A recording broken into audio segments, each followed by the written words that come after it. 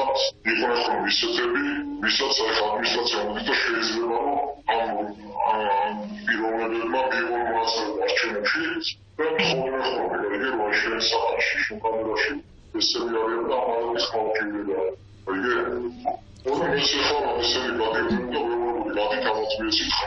ეს სკანდალური ინფორმაცია, რომელსაც გლდანის მერვე პენიტენციური დაწესებულების ყოფილი მსჯავრდებული ყვება ქართული ოცნების რუსული რეჟიმის წინააღმდეგ შესაძლოა ერთ-ერთი მთავარი მტკიცებულება გახდეს. ყოფილი მსჯავრდებული სატელეფონო ინტერვიუში გვიყვება არჩევნების გაყალბების კიდევ ერთ საქმეს, რომელსაც საპატიმრო დაწესებულებებში ეგრეთ წოდებული მაყურებლები აორგანიზებენ. მონაწილეობას უნდა არა ნაციონალებისთვის და იმიტომ ნაციონალები იმდენად საზღვრები იყვნენ რომ მაგათ როგორ დავეხმარებიდან დანარჩენ მთავრობებთან ჰქონდა ეხლა რაღაცები და იგი რომ ეხმარები ეხლა მაგათაც ჩვენ კამერაში ეხლა იყვნენ ხოლმე ისეთები ვისაც ეხლა ადმინისტრაცია მოდით და შეიძლება რომ ამ პიროვნებებმა მიიღონ მონაწილეობა არჩევნებში. მთავარ არხს განსაკუთრებულად მძიმე დანაშაულისთვის არაერთხელ მსჯავრდებულმა პირმა კონფიდენციალურობის სრული დაცვის მოთხოვნით მოგვაწოდა ინფორმაცია იმის შესახებ, თუ რა ხდება არჩევნების პერიოდში, ერთ-ერთ ყველაზე დახურულ დაწესებულებაში.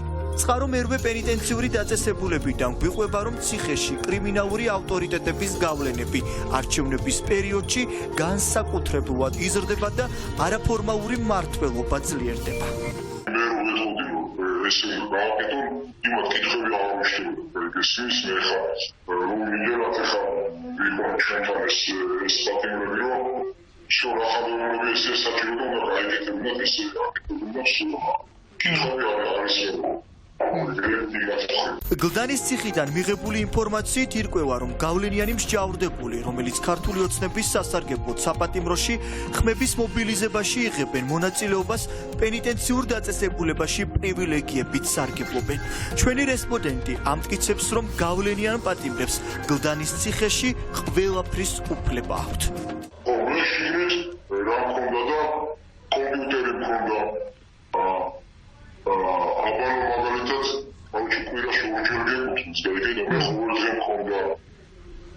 გასეირნება არის 1 საათი, მე მქონდა 4 საათი, რამდენიც მიდოდა იმენი კომიტეტში, რა?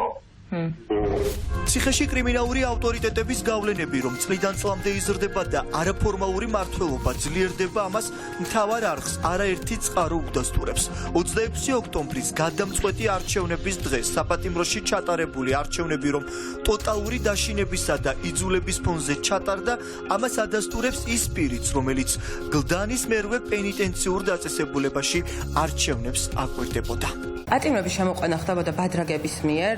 იყო შემთხვევები, რომ ბადრაგებს ქონდათ თვითონ ეს პირადობის დამადასტურებელი მოწმობები პატიმრების.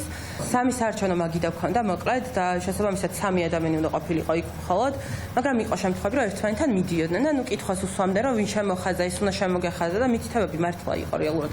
და იყვნენ ვიღაც ადამიანი შემოვიდა, ახლა სავარაუდოდ კრიმინალური ავტორიტეტი, რომელმაც გადაწყვეტა, რომ დაკვირვებოდა ამ ყველაფერს და აი ძალიან ბევრი რაღაცა ხმაურის და მოთხოვნის მერე მივიღა ის, რომ გაიყვანეს ეს ადამიანი საერთოდ, იმიტომ რომ თვითონ არჩევნებში მონაწილეობას საერთოდ არ იღებდა. ესე საკნაბიდან ჯგუფურად გამოყავდათ ადამიანები და რაღაცა ის თვალზე 10-20 პატიმარი მოყავდათ, გარეთ იცდიდნენ და მე ნელ-ნელა შემოყავდა ხოლმე, მაგრამ ეს მაინც ხდებოდა, რომ ერთმანეთთან მიდიოდნენ, მიუხედავად იმისა, რომ წესით არ უნდა მისულიყვნენ და ერთმანეთს მითითებებს აძლევდნენ. ჩვენი რესპონდენტი, რომელიც საარჩევნო პროცესს გლდანის მერვე დაწესებულებაში აკვირდებოდა, ამტკიცებს, რომ ეგრეთ წოდებული გავლენიან პატიმრებს სხვა მსჯავრდებულები საარჩევნო ყუთებთან ძალის გამოყენებით მიყავდათ. საარჩევნო უბანთან იყო შემთხვევა, რომ გამოცხადდნენ რამდენიმე პატიმარი, რომლებაც რაღაც სიტყვიერი შეურაცხყოფა მოგვაყენეს კომისიის წევრებს, იმდენად რამდენადაც არ ქონდათ სრული არჩევნებში მონაწილეობის და აი რაღაც რატომ აიძულებთ, ვინ გინდათ რომ შემოვხაზა და ესეთი რაღაცები ძალიან ხშირი იყო. ფაქტობრივად რავი, ყოველ წუთას ხდებოდა ეგეთი რაღაც. ან მითითება მაგალითად, რომ ის უნდა შემოხაზო. პატიმრები უთითებდნენ თვითონ ერთმანეთს და როდესაც მოვითხოვე, რომ ესეთ რაღაც დაუშვებელია, მითხრეს, რომ არა, ჩვენ ვერ ჩავარავით, ისინი ერთნაირები არიან აქ, ერთნაირი უფლებებით სარგებლობენ და შესაბამისად ერთმანეთს აძლევენ უბრალოდ რჩევას. იყვნენ ადამიანები, ვინც ქართულად საერთოდ ვერ მეტყოლებდა და ვერ წერდა ქართულად. და ძალიან საინტერესო, რომ ეს ადამიანები მონაწილეობას იღებენ ხო არჩევნებში და ჩვენ რაღაცა ცხოვრების წესს, ასე რომ ვთქვათ, გავლენას ახდენენ ამაზე.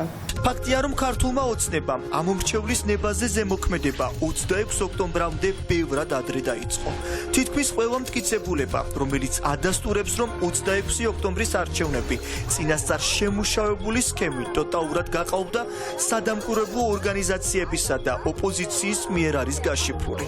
ათასობით ფოტო და ვიდეო აუდიო ფაილი უკვე დიპლომატიური კორპუსის წარმომადგენლების ხელშია.